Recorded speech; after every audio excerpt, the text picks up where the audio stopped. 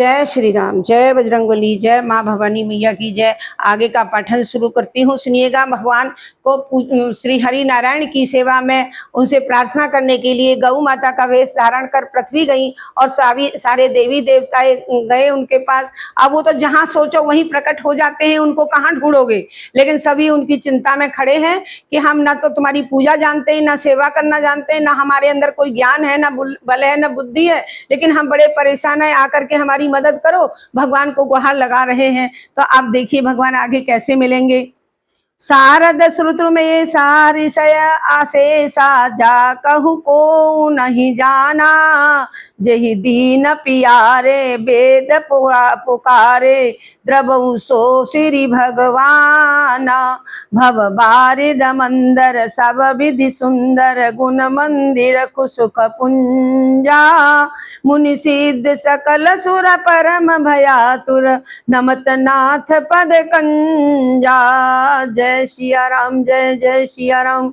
जिन्हें सरस्वती, वेद, शेष जी और संपूर्ण ऋषिगण कई कोई भी नहीं जानते हैं, और जिन्हें दीन प्रिय हैं, जिनको दीन लोग प्रिय हैं, ऐसा वेद पुकार कर कहते हैं। जो दीनहीन होता है, जो अपने को कुछ नहीं समझता और भगवान की पूजा करता है, भगवान को याद करता है, उसके लिए भगवान तत्पर होकर के तुरंत ही सहायता के लिए आ जाते हैं। और जहाँ मनुष्य के अंदर थोड़ा भी घमंड भरा होता है कि मैं कुछ हूँ, मैं ये कर सकता हूँ, वो कर सकता हूँ, तो उसकी कभी भगवान मदद नहीं करते हैं। तो वो सब देवी देवता दीनहीन बन करके ही खड़े हैं कि आप तो दीनों की प्रार्थना सुनने वाले हैं, दीनों की रक्षा करने वाले हैं, हम दीनों की पुकार भी सुन लीजिए, हम राक्षसों से बड़े परेशान हैं। ऐसा वे ही श्री भगवान हम पर दया करें और संसार रूपी अत्यंत व्याकुल होकर हम आपके चरण कमलों में प्रणाम करते हैं। आप हमारा प्रणाम स्वीकार करिए, हमारी मदद करिए।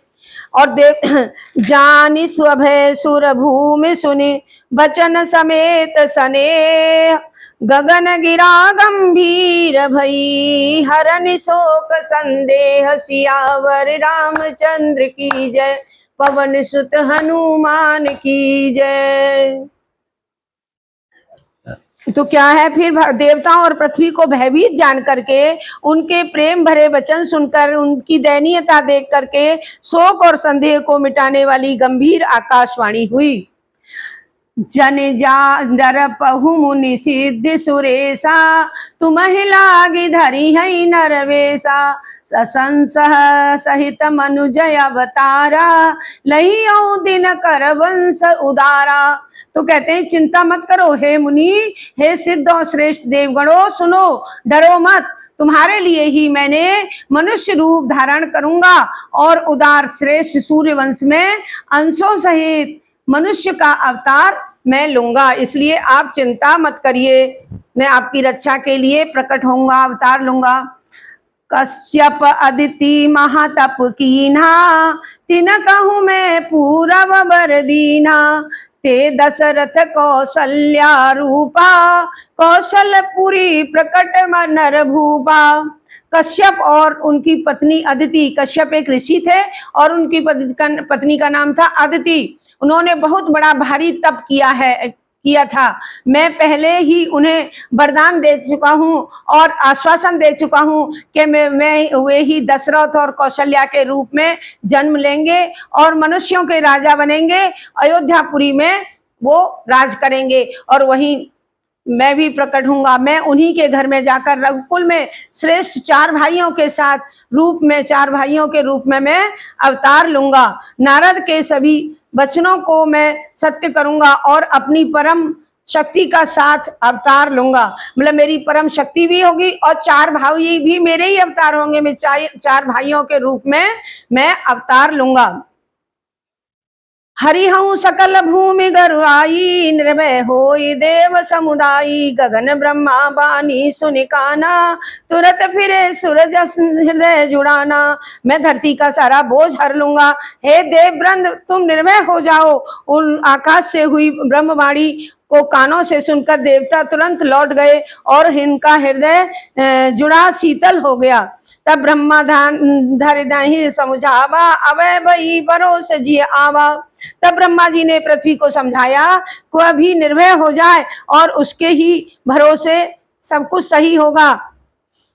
ईश्वर का भरोसा करिए और निर्भय होकर के, निडर होकर के जाइए, वही सब सही करेंगे। निज लोक कहीं बिरंच गे, देवन आई है सिखाए, रामा देवन यही सिखाए। बानर तनु धर धरे मही, हरिपद से बहु जाए। सियावर रामचंद्र की जय, पवन सुत हनुमान की जय।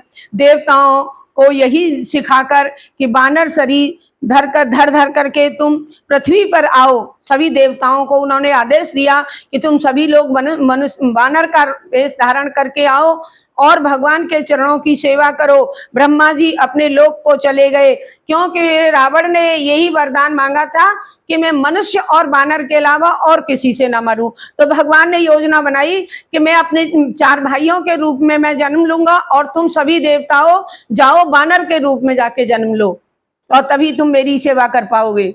गए देव सब निज निज धामा, भूमि सहित मन कहूँ विश्रामा। जो कछु आय सूत्र ब्रह्मा दीना, हर से देव विलंबन कीना। सभी देवता अपने अपने धाम चले गए, पृथ्वी सहित उनके मन को शांति मिली। ब्रह्मा जी जो कुछ आज्ञा दी उससे देवता बहुत प्रसन्न हुए और उन्होंने देर नहीं की। बनचर देह क्षति क्षति माही, अतुलित बल प्रताप तिह पाही।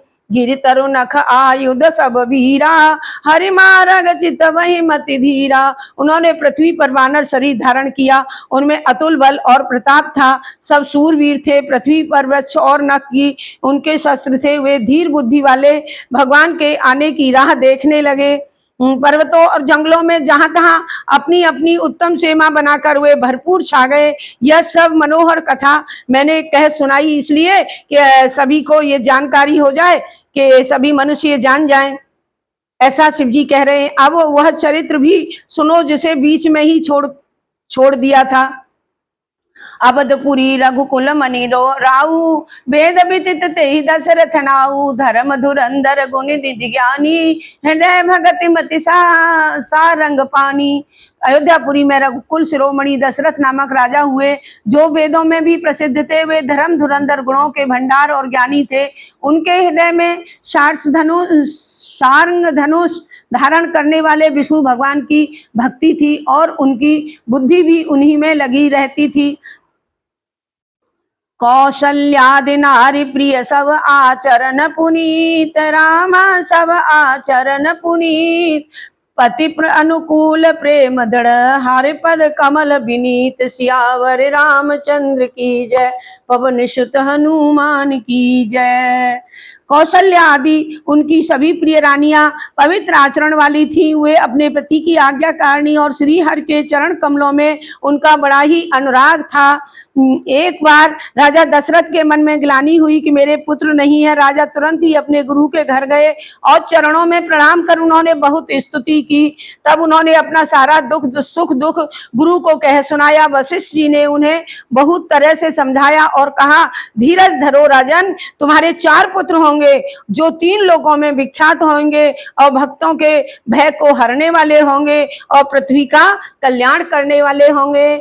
जय श्री राम, जय श्री राम। मैं अपनी आज कथा को यहीं विश्राम देती हूँ। जय श्री राम, जय जय श्री राम। सभी को मेरा बहुत बहुत धन्यवाद, बहुत आभार जो आप मुझे इतने मनोवेग से सुनते हैं। जय श्री राम, जय श्री जय माता रानी।